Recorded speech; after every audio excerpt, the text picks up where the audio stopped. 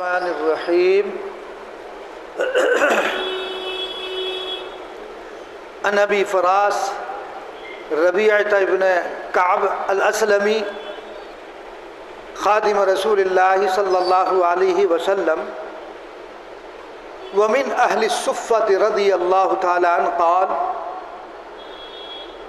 كنت أبيت مع رسول الله صلى الله عليه وسلم فأتيته بوضوئه وحاجته فقال صلي فقلت أسألك مرافقتك في الجنة فقال أو غير ذلك قلت هو ذلك قال فإني على نفسك بكثرة السجود أو كما قال عليه الصلاة والسلام۔ یہ جو روایت آپ کے سامنے پڑھی ہے یہ روایت مسلم شریف میں موجود ہے۔ ایک صحابی ہے حضرت ربیعہ ابن کعب الاسلمی رضی اللہ تعالی، یہ اصحاب صفہ میں سے ہیں۔ آپ جانتے ہیں نبی کریم صلی اللہ علیہ وسلم کے مقدس گھر کے باہر مسجد نبوی کے سامنے ایک چبوترا جو ابھی بھی بنا ہوا جس کو ہم اصحاب صفہ کہتے ہیں، جہاں جانے والے مدینۃ المنورہ جو بھی جاتے ہیں تو ان کی کوشش ہوتی ہے کہ وہاں 2 رکعت نماز پڑھ لیں۔ اب تو انہوں نے بند کر دیا ہے، ورنہ پہلے وہاں لوگ عصر سے بیٹھے رہتے تھے، کچھ ذکر کچھ تلاوت کچھ نہ کچھ پڑھتے پڑھاتے رہتے تھے۔ تو یہ ایک چبوترا بنا ہوا تھا، کچھ اللہ کے بندے نبی کریم صلی اللہ علیہ وسلم کی خدمت میں حاضر ہو کر دین حاصل کرنے کی خاطر اسی چبوترے پر آ پڑتے تھے۔ اپنا سب کچھ چھوڑ دیا اور اسی چبوترے پر آ پڑے، اپنا گھر بار کاروبار روزگار سب چھوڑ دیا، کیوں؟ تاکہ نبی کریم صلی اللہ علیہ وسلم سے دین حاصل کریں۔ یہ چبوترا گویا اسلام کی پہلی درسگاہ، اسلام کا پہلا مدرسہ کہا جائے، یونیورسٹی کہا جائے، جس میں سب سے پہلے کچھ طلبہ نے داخلہ لیا۔ یعنی داخلے کا مطلب یہ نہیں کہ وہاں کوئی رجسٹر رکھا ہوا تھا طلبہ کا نام لکھا جائے پھر ان کے کھانے جاری ہوں، ان کی آئیڈیا بنے، یہ سب کچھ نہیں تھا۔ ان کی حاضری ہو یا کوئی نصاب مقرر ہو، کچھ کورس ہو، وہ کورس پڑھایا جائے، ایسا کچھ نہیں تھا۔ نہ کوئی کتاب ہے، نہ وہاں کوئی زبان سکھائی جا رہی ہے، نہ کوئی وہ نصاب تعلیم ہے۔ بس نبی کریم صلی اللہ علیہ وسلم کی زبان مبارکہ سے جو الفاظ نکل رہے ہیں ان کو وہ محفوظ کرنا ہے، اس کو عملی جامہ پہنا رہے ہیں۔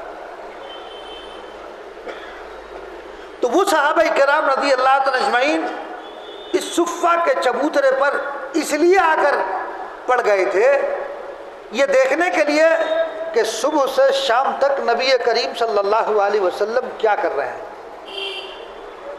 کیا معمولات ہیں آپ کے۔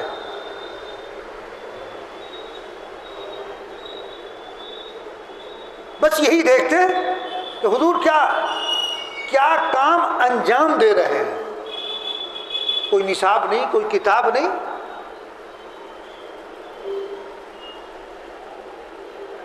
بس سرکار دو عالم صلی اللہ علیہ وسلم کی اداؤں کو دیکھنا، ان کو محفوظ کرنا، آپ صلی اللہ علیہ وسلم کی باتیں سننا اور ان کو یاد کرنا، صبح سے لے کر شام تک یہی مشغلہ تھا۔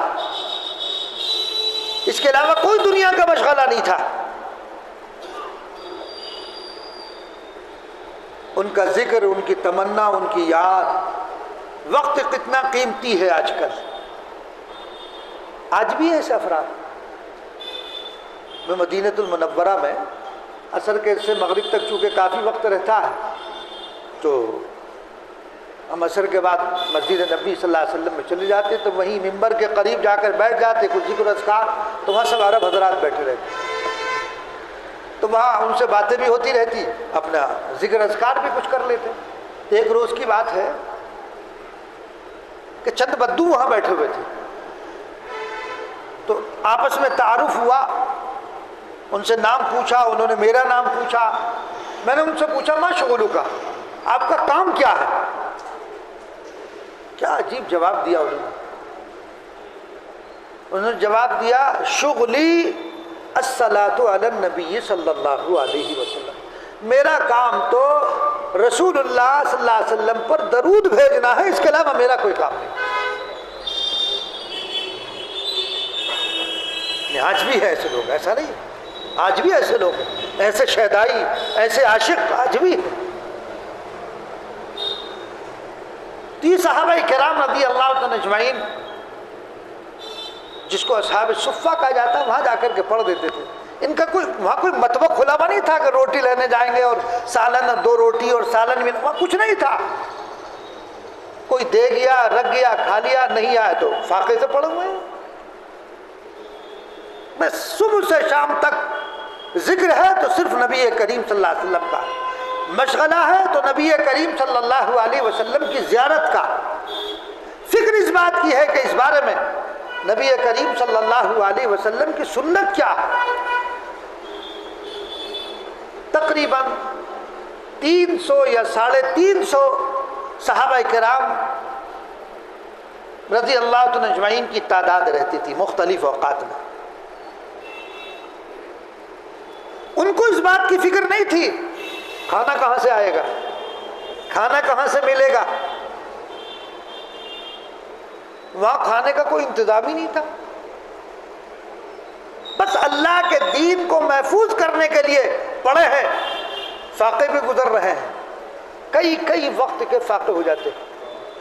حضرت ابو ہریرہ رضی اللہ تعالی عنہ فرماتے ہیں کبھی ایسا بھی ہوتا تھا کہ میں بھوک سے نڈھال ہو جاتا اور بھوک سے نڈھال ہو کر مسجد نبوی صلی اللہ علیہ وسلم کے دروازے پر گر پڑتا۔ لوگ یہ سمجھتے کہ اس کو مرگی کا دورہ پڑ گیا، لوگ یہ سمجھتے کہ مرگی کا دورہ پڑ گیا۔ اس زمانے میں مرگی کے دورے کا علاج یہ تھا کہ جس شخص کو مرگی کا دورہ پڑے تو اس کی گردن پر جوتا سمیت پیر رکھو، یہ طریقہ علاج تھا، تو اس سے وہ دورہ کھل جاتا تھا۔ چنانچہ وہاں جو بھی گزرتا وہ حضرت ابو ہریرہ رضی اللہ تعالیٰ عنہ کی گردن پر پیر رکھتا کہ ان کو مرگی کا دورہ ہے، اسی طرح گزرتا۔ حضرت ابو ہریرہ رضی اللہ تعالیٰ عنہ جب ہوش میں آتے کہتے خدا کی قسم میرے اوپر کوئی مرگی کا دورہ نہیں ہے، میں بھوک کی وجہ سے نڈھال ہو کر گر پڑا۔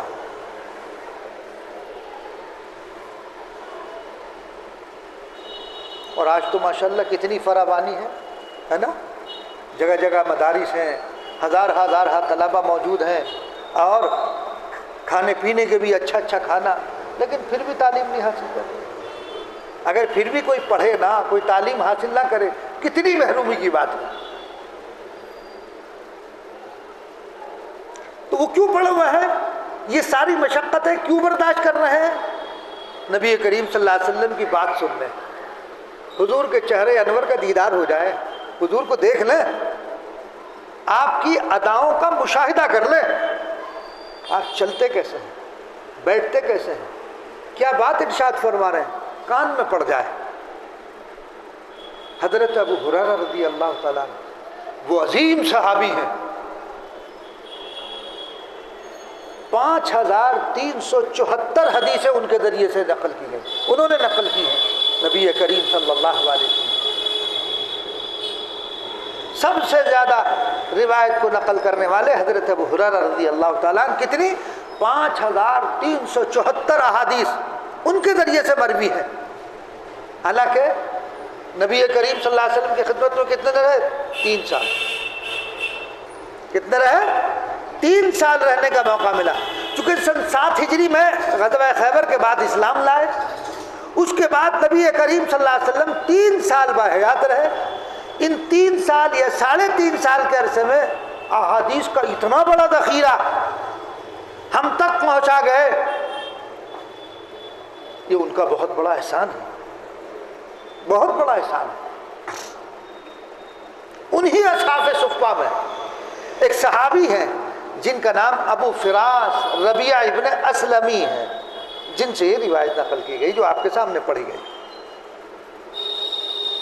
یہ قبیلہ بنو اسلم سے تعلق رکھتے تھے اور اصحاب صفہ میں سے تھے۔ انہوں نے اپنی خدمات بھی نبی کریم صلی اللہ علیہ وسلم کو پیش کی تھی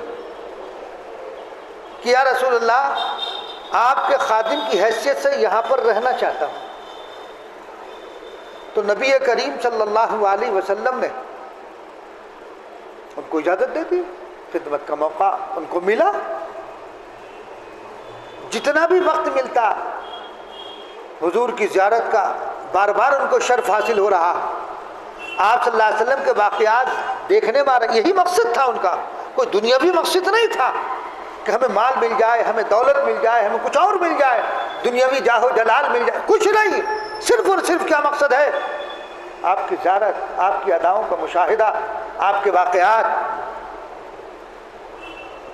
چنانچہ تہجد کے وقت میں جب آپ اٹھتے تو یہ بھی اٹھتے اور حضور صلی اللہ علیہ وسلم کے لیے وضو کے لیے پانی لے کر آتے اور پانی لا کر حضور کی خدمت میں پیش فرماتے۔ اس طرح خدمت انہوں نے اپنے ذمے لے لی۔ وہ فرماتے ہیں کہ کبھی کبھی نبی کریم صلی اللہ علیہ وسلم سے درخواست کرتا، یا رسول اللہ، یوں دل چاہتا ہے کہ میں آج کی رات آپ کے ساتھ گزاروں اور رات کے وقت آپ کی خدمت میں حاضر رہوں۔ آپ صلی اللہ علیہ وسلم مجھے اجازت دے دیتے تھے۔ کون کہتے ہیں؟ ابو فراس ربیعہ الاسلمی۔ تو حضور مجھے اجازت دے دیتے تھے۔ کبھی کبھی ایسا تھا کہ ایک مرتبہ ایسا موقع آیا کہ میں نے حضور پاک علیہ الصلوۃ والسلام کی خدمت میں رات گزاری اور حسب معمول تہجد کی نماز کے لیے آپ صلی اللہ علیہ وسلم اٹھے، میں بھی آپ کے ساتھ اٹھا۔ تو حضور صلی اللہ علیہ وسلم کے لیے میں وضو کے لیے پانی لے کر آیا۔ آپ وضو فرما رہے تھے۔ اس وقت مجھ سے نبی کریم صلی اللہ علیہ وسلم نے فرمایا، سلنی، مجھ سے کچھ سوال کرو، مجھ سے کچھ فرمائش کرو۔ شاید حضور صلی اللہ علیہ وسلم کا مقصد یہ ہوگا، کوئی ایسی بات کہو جس کا تمہیں دل چاہتا ہو تو میں تمہارے لیے تمہاری اس حاجت کو پورا ہونے کی دعا کروں، اس لیے فرمایا کہ مجھ سے کچھ فرمائش کرو۔ جب سرکار دو عالم صلی اللہ علیہ وسلم فرما رہے ہیں، بھئی حضور فرما رہے سلنی، اب سامنے والا سوال کرے تو کیا وہ پورا نہیں ہوگا؟ یقیناً پورا۔ حضور سوال فرمائے اور جن سے سوال کیا جا رہا وہ اپنی حاجت کو رکھے، اس کے لیے حضور دعا فرمائے تو کیا اس کے قبول نہ ہونے میں کوئی شک ہے؟ کوئی شک نہیں۔ اب حضرت ابو فراس کہتے ہیں کہ میں سوچ رہا ہوں کہ میں کیا مانگوں، کیا سوال کروں، کیا فرمائش کروں، لیکن آخر صحابی تھے، نبی کریم صلی اللہ علیہ وسلم کی صحبت اٹھائے ہوئے، ساری باتوں کو انہوں نے چھوڑ کر کیا کہا؟ حضور پاک علیہ الصلوۃ والسلام نے جب فرمانا سلنی، مجھ سے سوال کرو، تو کہتے ہیں میں تو یہ مانگتا ہوں اللہ تعالیٰ جنت میں مجھے آپ کا ساتھ عطا فرما دے۔ پیسہ نہیں مانگا، ہم جیسا ہوتا تو کیا کہتے 2-4 کروڑ مل جائے، ہے نا، کچھ زمین جائیداد مل جائے، کم سے کم دنیا تو صدر ہے، آخرت کا تو ابھی پتہ نہیں۔ لیکن وہ صحابی ہیں، دنیا کی ان کی نظر میں کوئی ویلیو نہیں ہے، ان کے تو پیش نظر آخرت ہی آخرت ہے۔ تو کیا حضور پاک علیہ الصلوۃ والسلام نے فرمایا سلنی، تو وہ کیا کہہ رہے ہیں؟ صحابی کیا کہہ رہا ہوں؟ اللہ تعالیٰ جنت میں مجھے آپ کا ساتھ عطا فرما دے، بس میں تو یہ بات۔ نبی کریم صلی اللہ علیہ وسلم نے جب یہ سنا تو آپ نے فرمایا اس کے علاوہ کوئی اور چیز، اس کے علاوہ کوئی اور چیز؟ اگر کوئی بزرگ آپ سے کہنے لگے کہ بھائی مانگو مجھ سے کیا مانگنا چاہتے ہو، تو کہا میرا کاروبار اچھا چل جائے، میری دکان اچھی چلے، میرے بچے اچھی طرح رہیں، مکان بڑھیا بن جائے، زندگی اچھی گزرے، ہے نا؟ ہم تو یہ کہتے، لیکن وہاں نہیں، آپ صلی اللہ علیہ وسلم فرما رہے ہیں اس کے علاوہ کچھ اور؟ میں نے عرض کیا یا رسول اللہ بس یہی چیز چاہتا ہوں کہ جنت میں آپ کا ساتھ نصیب ہو جائے۔ کیسے صحابہ تھے بتاؤ، اگر وہ کچھ مانگتے حضور دعا فرماتے تو یقیناً نہ ملنے کا تو کوئی سوال ہی نہیں تھا۔ روایات میں جگہ جگہ آپ پڑھیں گے، احادیث شریفہ دیکھیں گے، آپ صلی اللہ علیہ وسلم نے کسی کے لیے مال کی دعا فرمائی ہے، صحابی کے لیے، تو ان کے ہاں مال کی فراوانی ہو گئی۔ تو کیا مانگا کہ بس جنت میں آپ کا نصیب ہو جائے، آپ کا ساتھ نصیب ہو جائے، بس مجھے اس کے علاوہ کچھ نہیں چاہیے۔ حالانکہ حضور فرمانا کچھ اور مانگ لو، میں کچھ نہیں، بس مجھے تو یہی چاہیے۔ گویا کہ ایک طرح کا امتحان بھی تھا۔ ایسے وقت میں آدمی کا امتحان بھی ہوتا ہے کہ دیکھیں کیا مانگتا ہے۔ جو حضور کی خدمت میں رہ رہے ہوں، حضور کی صحبت میں رہ رہے ہوں، تو یہ امتحان بھی ہے کہ اس خدمت میں رہنے کے بعد کچھ تبدیلی آئی کہ نہیں آئی۔ دنیا تو نہیں ان کے اندر گھر کیے ہوئے ہے، تو ظاہر بات ہے کہ رسول اللہ صلی اللہ علیہ وسلم کی خدمت میں رہنے والے کہ بس آپ کا ساتھ جنت میں نصیب ہو جائے، آپ کی صحبت مل جائے، پھر اور کیا چاہیے؟ جنت میں آپ کا ساتھ ہو گیا، سب کچھ مل گیا، بس یہی چاہیے۔ اس وقت نبی کریم صلی اللہ علیہ وسلم نے پھر فرمایا، اس کے آگے آپ صلی اللہ علیہ وسلم نے کیا فرمایا؟ فَأَعِنِّي عَلَى نَفْسِكَ بِكَثْرَةِ السُّجُودِ، اگر تم جنت میں میرے ساتھ رہنا چاہتے ہو تو اپنے معاملے میں میری مدد کرو۔ بڑا عجیب جملہ اور بڑی عجیب بات ہے، میری مدد کرو، فَأَعِنِّي، میری مدد کرو۔ اس کا مطلب کیا ہے؟ دیکھو مطلب سنو، مطلب یہ کہ میں یہ چاہتا ہوں کہ تم میرے ساتھ جنت میں رہو، اور میں کوشش بھی کروں گا تم میرے ساتھ رہو، لیکن اس مقصد کے حاصل کرنے میں میری مدد کرو۔ مدد کیسے کرو؟ فرمایا اللہ تبارک و تعالیٰ کو کثرت سے سجدہ کیا کرو، علی نفسی کا بکثرت السجود، لیکن اس مقصد کے حاصل کرنے میں میری مدد کس طرح؟ کثرت سجود سے کیا کرو۔ اگر تم کثرت سے اللہ کی بارگاہ میں سجدے کرو گے، میں دعا کروں گا، اور میں جو تمہیں اپنے ساتھ جنت میں لے جانے کی کوشش کروں گا اس میں میری مدد ہوگی۔ گویا تمہارا یہ کہنا کہ میں جنت میں آپ کے ساتھ رہنا چاہتا ہوں، یہ اب تمہارا مقصد نہیں بلکہ میرا مقصد بن گیا۔ لیکن حضور پاک علیہ الصلاۃ والسلام اس حدیث میں تعلیم دے رہے ہیں دو باتوں کی تعلیم ہے اس حدیث شریف میں۔ ایک یہ کہ اللہ سے یہ مانگنا کہ مجھے جنت میں نبی کریم صلی اللہ علیہ وسلم کی رفاقت اور آپ کی معیت عطا فرما دیں، آپ کی معیت مجھے نصیب ہو جائے، یہ مانگنا بڑا مبارک ہے۔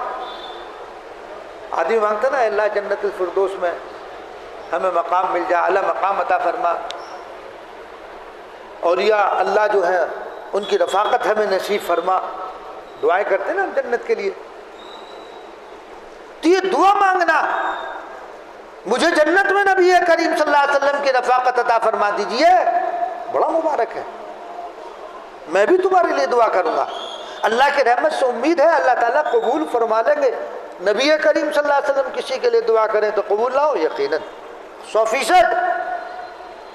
اور پھر حضور خود فرما رہا ہوں صلی، تو اس کی عدم قبولیت، اس کی قبولیت میں کوئی شک ہے؟ کوئی شک نہیں۔ لیکن ایک بات یاد رکھیں، دعا بڑی مبارک چیز ہے، لیکن تنہا دعا جس میں انسان کے عمل کا کوئی دخل نہ ہو، وہ تنہا دعا کام نہیں دیتی۔ صرف تم بزرگوں سے دعا کرا رہے، بس ہمارے لیے دعا کر دیجیے، دعا کام نہیں دے گی تنہا۔ آپ نے کیا فرمایا؟ فَأَعِنِّي عَلَىٰ نَفْسِكَ بِكَثْرَةِ السُّجُودِ، میری مدد کثرت سجود سے کرو، عمل کرو۔ یہ دعا کرنا، یہ تمنا کرنا تو بڑی مبارک بات ہے، لیکن تنہا دعا کام نہیں کرے گی۔ دیکھو کتنی گہری بات ہے۔ نبی کریم صلی اللہ علیہ وسلم سے اعلیٰ مقام کسی کا ہو سکتا ہے؟ آپ کسی کے لیے دعا فرمائیں، اس کے قبولیت میں کوئی شک ہے، لیکن حضور پاک علیہ الصلوۃ والسلام نے صرف دعا پر نہیں رکھا، فرمایا کہ کثرت سجود سے مدد کرو، یعنی عمل کرو، دعا کے ساتھ ساتھ عمل بھی کرتے رہو۔ صرف تم دعا کراتے رہو اور عمل کچھ نہ کرو، پھر نہیں۔ حضور پاک علیہ الصلوۃ والسلام نے فرمایا تنہا دعا کام نہیں دیتی، بلکہ دعا کے ساتھ تھوڑا سا عمل بھی کرنا پڑتا ہے۔ اگر انسان صرف دعا کرتا رہے، عمل کے لیے قدم نہ بڑھائے، پھر وہ دعا نہیں ہے۔ حقیقی دعا وہی ہے، اس راستے کی طرف قدم تو اٹھائے، اپنی استطاعت کے مطابق جتنا تم قدم اٹھا سکتے ہو، آگے اللہ بڑھا دیں گے۔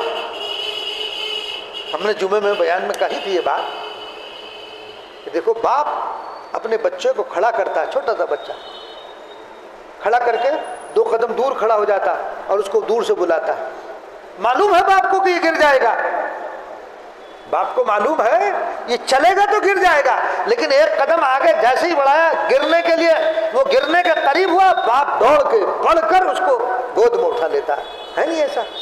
تو تم بڑھو تو صحیح، قدم تو بڑھاؤ، اللہ سے مان لیں گے، اور تم قدم ہی نہ بڑھاؤ،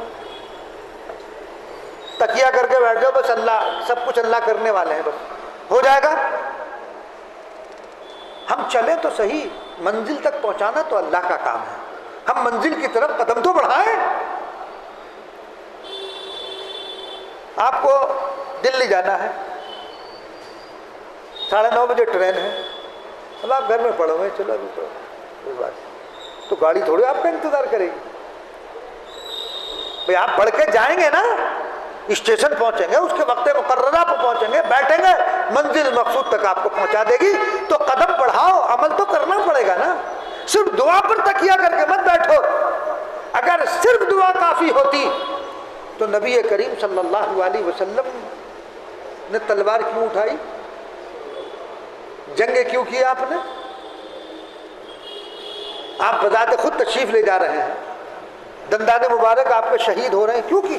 اگر صرف دعا کافی ہوتی، آپ سے بڑھ کر دعا کرنے والا کون؟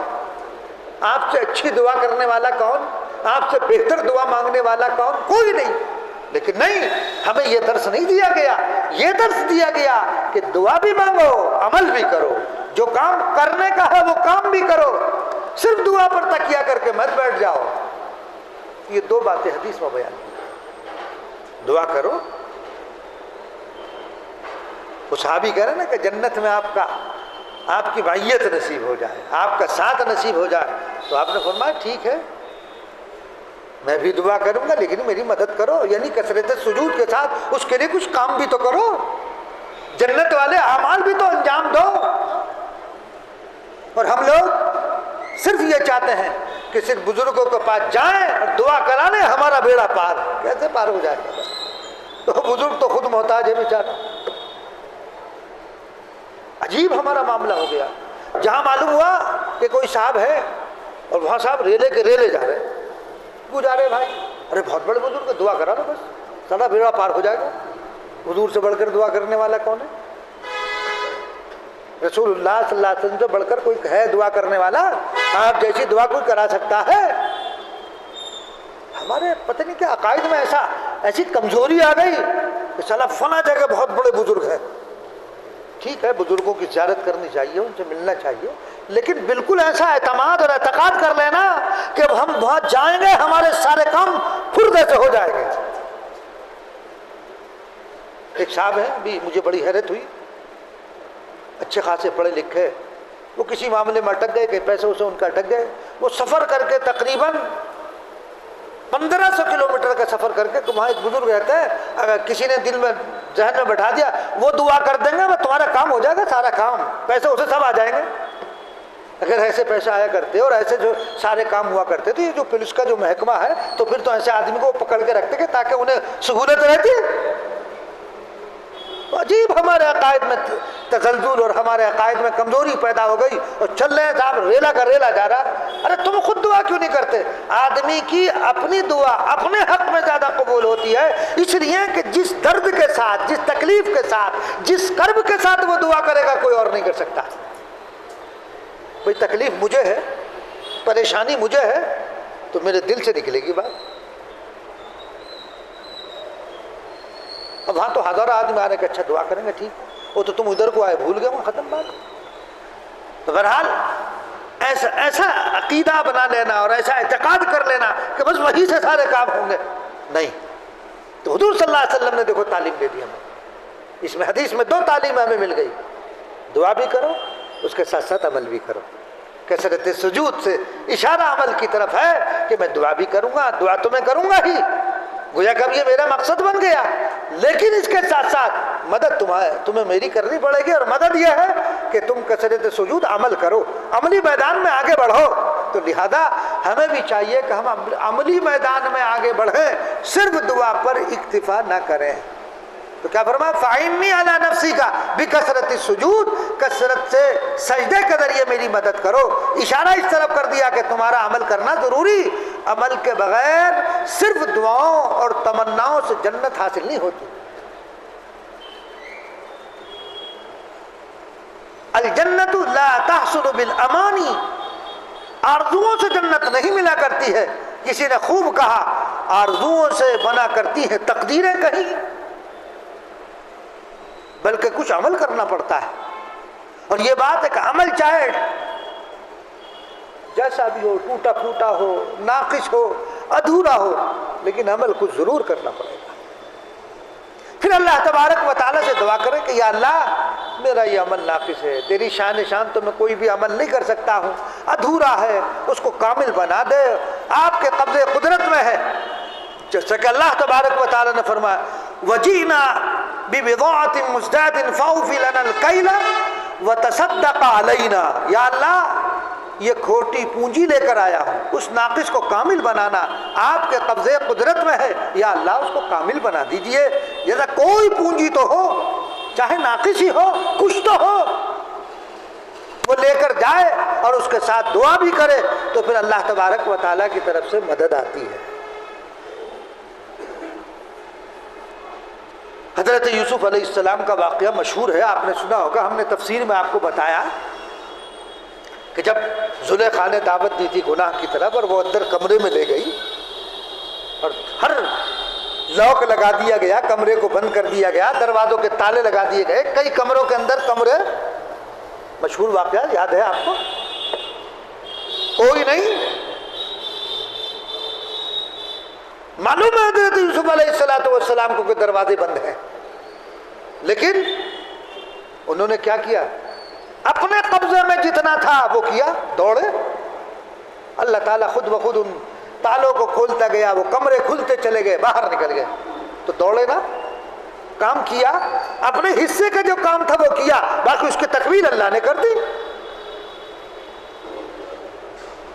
تو لہذا آپ بھی جو اپنے حصے کا کام ہے وہ تو کرو کم سے کم۔ تو حضرت یوسف علیہ السلام دوڑے، جبکہ انہیں معلوم تھا کہ دروازے بند ہیں، میں تنہا ہوں، کوئی میرا یاد و مددگار سوائے خدا کے نہیں ہے، لیکن دوڑ لگا دی، چل دیے۔ تو معلوم ہوا ہمیں سبق کیا ملا؟ قدم تو بڑھاؤ، عمل کی طرف قدم بڑھاؤ، اس کی تکمیل اللہ کر دیں کہ جیسا بھی ہو، جتنا تمہارے قبضے میں ہو اتنا کرو، باقی دعا کرو اے اللہ اس کی تکمیل فرما دیجئے، یہ ناقص ہے، یہ ٹوٹا پھوٹا ہے، جیسا بھی ہے رب کریم بس اسے قبول فرما لیجئے اور اس کی تکمیل فرما دیجئے، وہ سب ادھر سے ہو جائے گا۔ السعی منی والاتمام من اللہ، کوشش میری طرف سے، کوشش بندے کی طرف سے، اس کی تکمیل اللہ کی طرف سے ہوگی۔ بھئی آپ نے دکان کھول لی، مال بھی لا کے ڈال دیا، ایک سبب اختیار کیا، بیٹھ جاؤ، اب اس کی تکمیل کیا ہے؟ یہ جو مال آیا اب اللہ بھیجے گا گاہک، وہ بکوائے گا، تو اپنے قبضے میں جتنا تھا وہ تو کیا نا آپ نے۔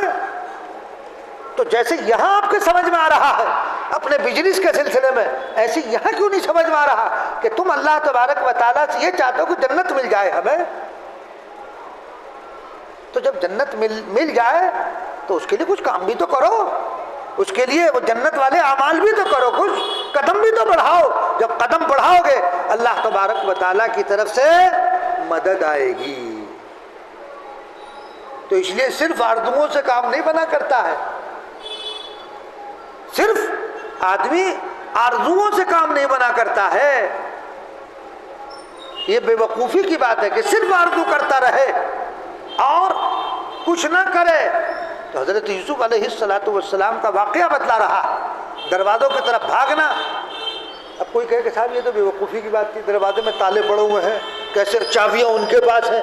عقلی طور پر ایک بات آتی ہے نا، کبھی یہاں کا آپ کا تالا بند کر دیا جائے، چابی ہو تو آدمی سوچے گا بھائی کیا کروں، کیسے کروں؟ بھائی یہاں سے دروازے تک تو دو جاؤ، اتنا تو آپ کے اختیار میں ہے۔ حضرت شیخ الہند رحمۃ اللہ علیہ جیل میں جب جمعے کا دن آتا تھا پوری تیاری کرتے تھے، غسل کرتے تھے، جو اچھے کپڑے تھے وہ پہنتے تھے، حالانکہ معلوم ہے کہ جیل سے باہر نہیں جانے دیا جائے گا، لیکن وہاں تک جاتے تھے کہ بھائی یہاں تک آنا ہمارے بس میں تھا، اب آگے ہمارے بس میں نہیں۔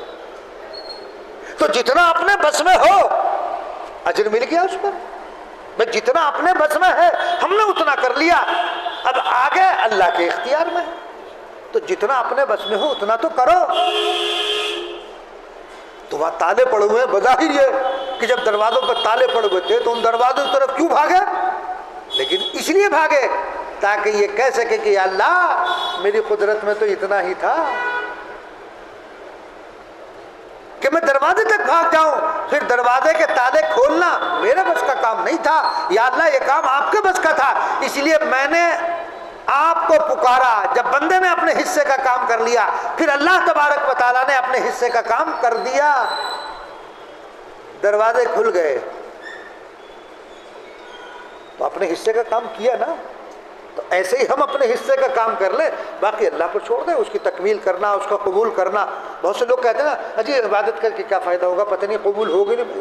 بھائی اس کا تمہیں اس لیے تھوڑی مکلف کیا گیا کہ قبول ہوگی نہیں ہوگی، وہ تو اللہ جانے، ہمیں عمل کا مکلف کیا گیا، ہم عمل کر لیں، باقی قبول کرنا یہ اللہ تبارک و تعالیٰ کا اختیار ہے۔ ہاں امید یہی رکھو کہ قبول ہو گیا انشاءاللہ۔ تو اس لیے حدیث میں جو دو باتیں خاص طور سے بتائی گئی ہیں اس سے ہمیں سبق ملتا ہے کہ دعا کرو، دعا کے ساتھ ساتھ عمل ضرور کرو۔